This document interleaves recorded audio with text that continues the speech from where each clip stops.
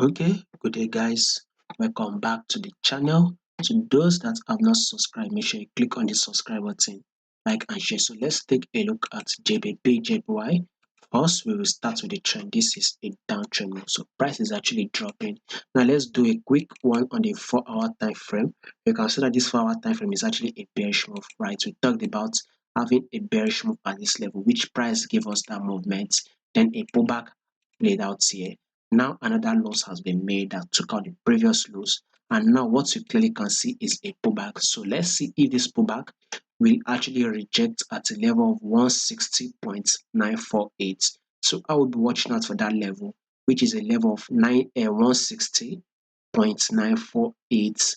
Once this GBP JPY can hit the level, then I will be expecting another drop. So for the next day, let's see if this GBP JPY we go bearish for the next day, thereby making a new loss. So this loss needs to be taken out. Let's see if such movements will happen for the next day, which is for the 26th of January. Now on the 1-hour time frame, clearly still similar movements, right?